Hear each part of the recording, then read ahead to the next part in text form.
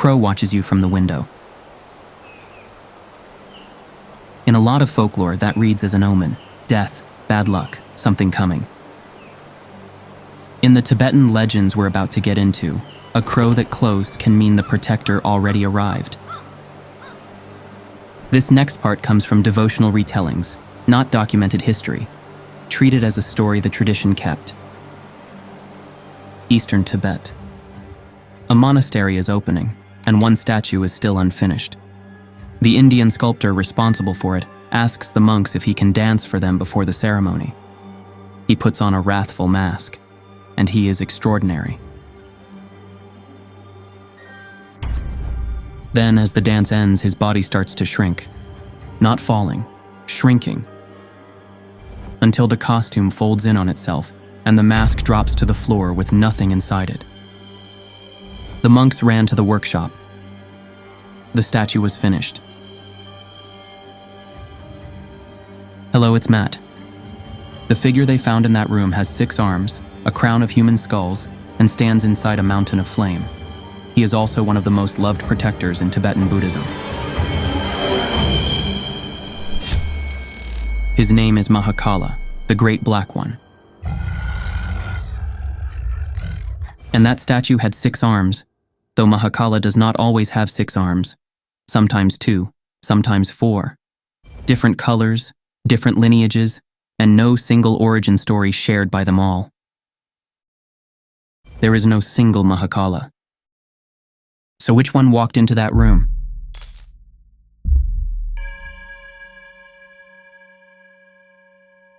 That monastery had been strange from the day it was founded. Its name is Daitsang, in the Gelrong district of eastern Tibet, and the tradition dates it to 1414. The founder was a monk called Tsako Ngawang Drakpa, a close disciple of Tsongkhapa. Ngawang Drakpa knew the valley was right. He could not decide on the spot. Then a crow dropped out of the sky, took the ceremonial scarf off his shoulders, and flew away with it. He followed, and found the scarf hanging in a juniper tree. So he built around the tree, trimmed the trunk into a pillar, and that pillar holds up the prayer hall. And the crow was the point. In this cycle of legends, the crow is one of the forms through which Mahākāla appears. He was not sending a sign. In the story, he was already there. Then the walls stopped staying up. Whatever the workmen raised during the day came apart overnight, and the tradition attributes it to hostile forces working against the site. Ngawang Drakpa wrote to Tsongkhapa in Lhasa. The crow carried the message and came back with a practice text, the solitary hero Vajrabhairava Sadhana. Then 3 Indian strangers arrived, and only one of them agreed to stay. Word came back to the monastery afterwards. The 2 who moved on had each stopped at a different monastery, carved a Mahākāla, and vanished into it the same way. The one at Daitsang had 6 arms, the second had 4, the third was white. Tibet remembered them as the 3 Mahākāla brothers. Mahākāla works less like a name and more like a title.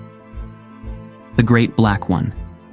It belongs to a family of protectors spread across separate lineages and separate tantric cycles, with different tantric origins and different enlightened figures behind them.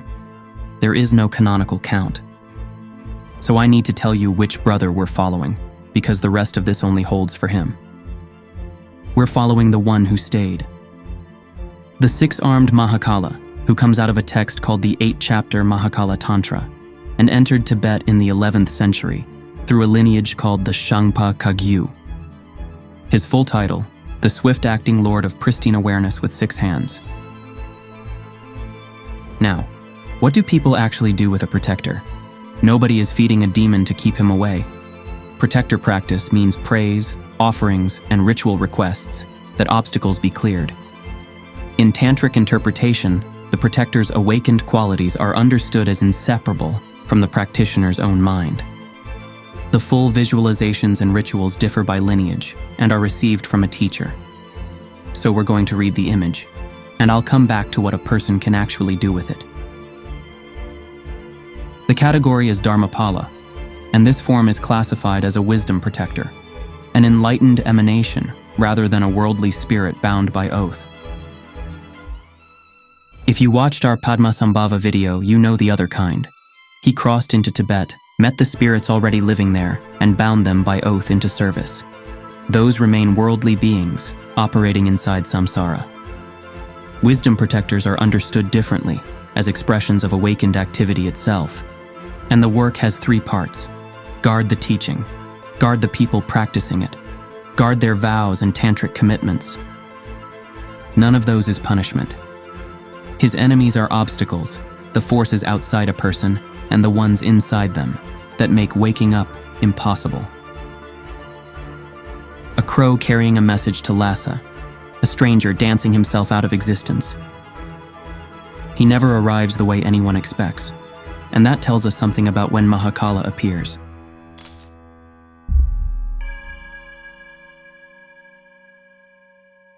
Another lineage story remembers Shavaripa, before the vision, as a hunter. He killed animals for a living in India, and he was very good at it. One day a stranger turns up and tells him he's the better shot. Shavaripa takes the bet. The stranger fires a single arrow and drops 100 animals with it, and the animals were apparitions, forms the stranger had produced for the lesson. Shavaripa cannot answer that. And while he is standing there, the stranger shows him something else, the hell realms, specifically the one waiting for a man who kills for a living. Shavaripa never hunted again. Whoever the stranger was, Shavaripa would meet that presence again, wearing another face. Years later, he is meditating in a charnel ground. The cool grove, a burning ground where bodies were left in the open, the kind of place Indian yogins chose precisely because it was unbearable. At a public teaching in 2024, the Dalai Lama told what happened there. Mahakala appeared to Shavaripa in that charnel ground, surrounded by the flames that define his wrathful form, and taught him how 4 deities could be practiced together. Then the other 3 appeared as well, and each gave their own instructions. Mahakala, Avalokiteśvara, Vajrayāna, Tara. Shavaripa composed a praise that night, and a traditional commentary explains its strange shape. The protector's presence overwhelmed him so completely that he did not dare look directly at him. His gaze rose slowly, from the ground up. You can hear it in the opening words. Wearing anklets, your feet trample Vinayaka. The praise starts at the ankles, then the tiger skin, then the arms, only then the face. He also compiled the 4 deities into a single combined method of practice. That method passed to his student, Maitrapa, and from Maitrapa to a Tibetan named Kyungpo Naljor, who carried it over the mountains and founded the Shangpa Kagyu. Despite the similar name, that is not the lineage of Marpa and Milarepa. And Kyungpo Naljor's lineage was built around extreme restraint. His most important teacher was Nguma, one of the great female adepts of Indian Tantra, and she ordered that her complete instructions pass from one master to one disciple for 7 generations, to stop the teaching hardening into an institution. Mahākāla traveled through that same tightly guarded network, though the 7-generation seal applied specifically to Nguma's core teachings.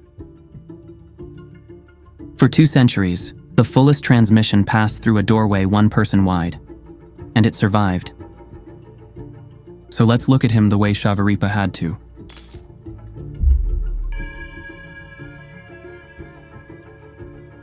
Stand in front of one of these paintings and your instinct is to look away. Nothing on it is decoration. Every object on that body is pointing at something, and read in the right order it stops being horror and turns into an argument. Most people start at the face. We're doing what Shavaripa's eyes did. First, what he stands on. A lotus, which grows out of mud and comes up clean, and has long symbolized purity emerging from ordinary existence. And underneath his feet, an elephant-headed figure being trampled. Texts vary even on who that is. He is often called Vinayaka, and sometimes identified with Ganesha. Other readings treat him as obstruction itself, the proud, uncontrolled mind pinned under the protector's feet. Second, what he wears. a tiger skin, an elephant hide, a garland of freshly severed heads and bones and snakes and small bells at his hands and feet. Look at what all of it has in common. He wears what the rest of us spend our lives avoiding.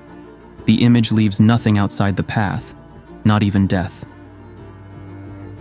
Third, what his central hands hold. A curved knife and a skull cup held together in front of the heart. Khenpo Karthar Rinpoche's teaching is explicit about the knife, and it matters. It is not aimed at a person. It cuts the pattern, the aggression, the hatred, the ignorance that keeps suffering running. The skull cup receives what the knife severs and holds it in a vessel of transformation. Fourth, the remaining arms. A rosary of skulls, a trident, a damaru drum, a lasso. Commentaries assign several meanings to each, and forcing one universal reading would misrepresent the tradition. The drum is widely read as the sound that summons the Buddhas. The lasso restrains obstructive forces and recalls the commitments of tantric practice.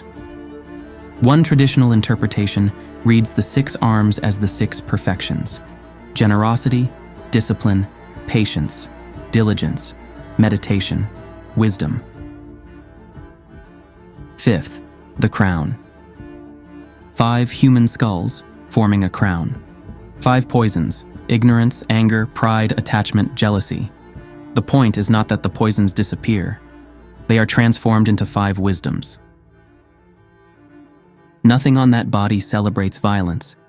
Every violent object on him is pointing at something that has to be cut, crushed, or transformed. The horror was a diagram. But symbols only take us so far. Why would compassion need any of this?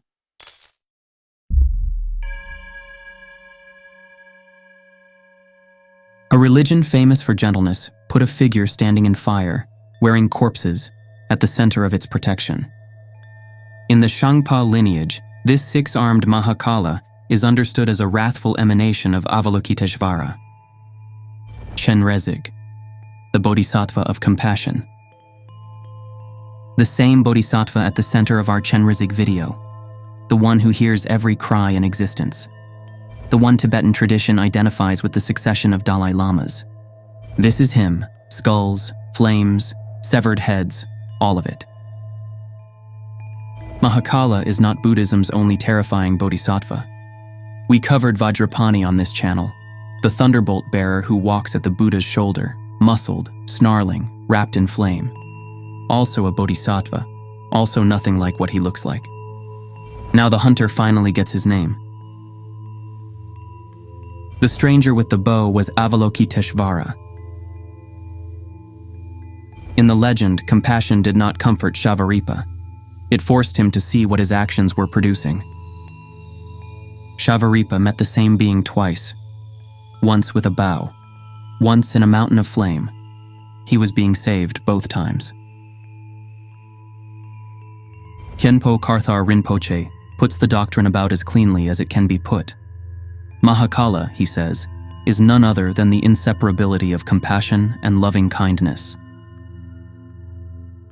The traditional analogy is a parent acting fiercely to stop a child running into the road, not anger looking for somewhere to land.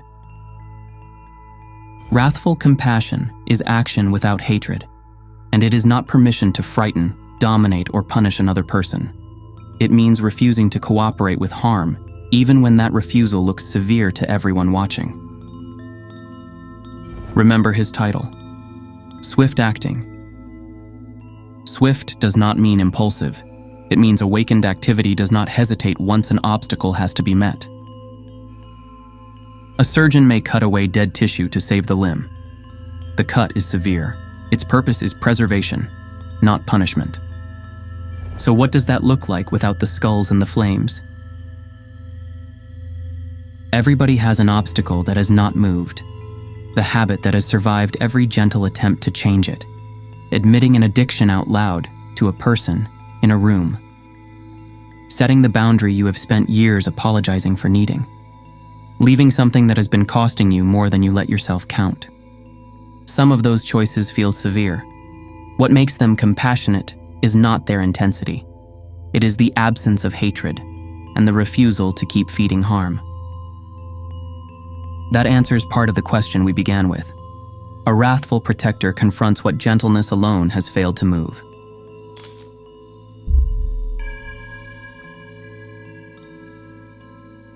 He did not stay in Tibet. Start in India. Art historians place the Buddhist Mahakala inside the shared visual world of medieval Buddhist and Shaiva Tantra, especially the imagery of Bhairava, Shiva's terrifying form. The trident and the Damaru come along for the journey. Buddhist tradition explains him differently, as awakened wisdom taking a wrathful shape. History can trace images and texts. Tradition answers a different question: what the figure means. The Chinese monk Yijing traveled India in the late 600s, and in his account, Mahakala turns up beside the monastery kitchen. A small wooden figure by the pillar, 2 or 3 feet high, holding a golden bag, its face blackened through repeated anointing with oil. At mealtimes, the monks who cooked set out lamps, incense, and food in front of him. That kitchen comes back more than 1,000 years later. Then the Mongols. And the Mahakala who reached the center of the Mongol Empire was not the brother we have been following. It was Panjaranatha, the Lord of the Pavilion, principal protector of the Sakya school, connected with the Havajra cycle. Under the Sakya masters and ritual specialists serving the Mongol court, Panjaranatha became a state protector of the empire. Mongol victories were attributed to rituals summoning him, and he became a symbol of Kublai Khan's destructive imperial power. A stone sculpture now held at the Musée Guimet in Paris carries an inscription from 1292 naming Kublai Khan, and the art historian Karl de Brexany places it at the center of that imperial cult. Different brother, different job. The Shangpa 6-armed form took another route through Tibetan institutions and later entered Tsongkhapa's Gelug tradition to become one of its principal protectors. And then Japan, where the name and cult of Mahakala arrive as Daikokuten, one of the 7 gods of good fortune. Round-bellied, smiling, sitting on 2 bales of rice with mice at his feet, holding a mallet that grants wishes.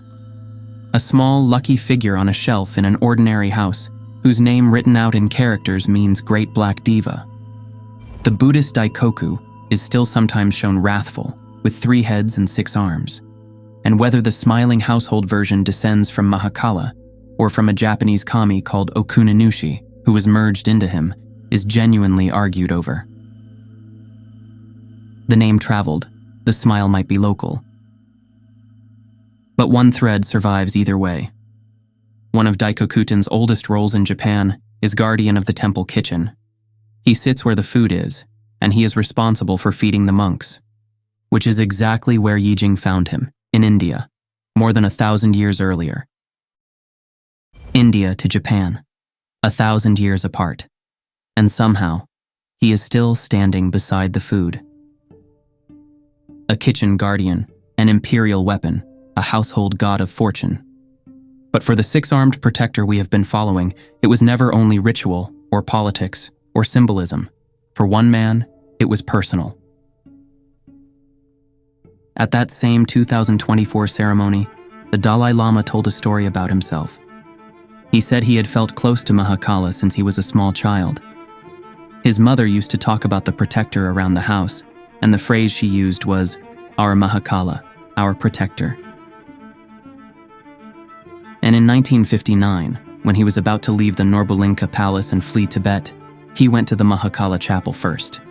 He told him he was going into exile. He prayed in front of him, and he says he felt the protector nod, as if the question of Tibet would eventually be settled. A 23-year-old about to lose his country, standing in front of the most frightening image in the building, because that was the one he trusted.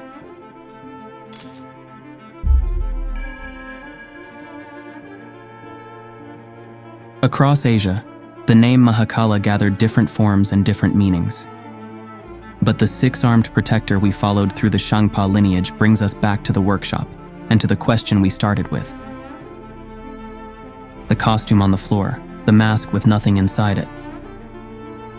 Look at the pattern running through the stories we followed.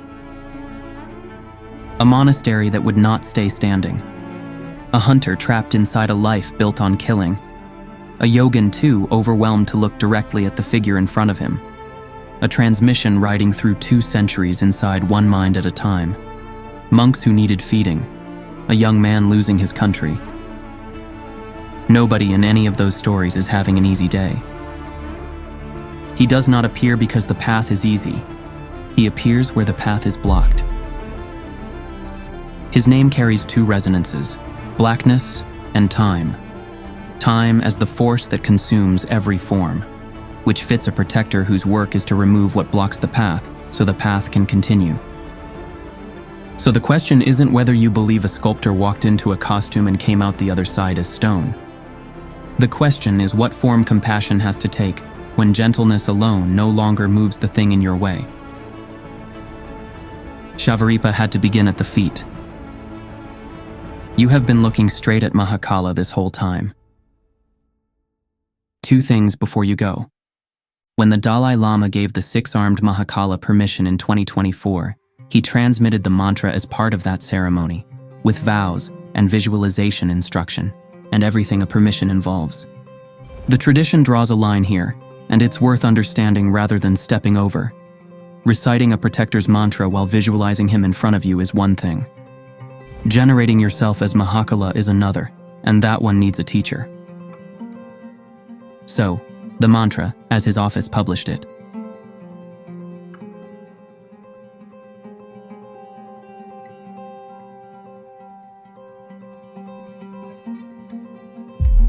And the second thing is the one I'd actually take with me. That praise Shavaripa wrote in the charnel ground. The one that starts at the anklets because he couldn't look any higher. The Dalai Lama closed that same ceremony by giving it out. He said he recites it every day and told the people listening to recite it too. 1,000 years old, written by a hunter who quit, still in someone's mouth every morning. Shavaripa had to begin at the feet, so can you. For the other face of this story, the peaceful one, the form that hears every cry, watch our video on Chenrezig. It's on screen now. And tell me below, which wrathful protector should we take on next? Stay curious, stay wise.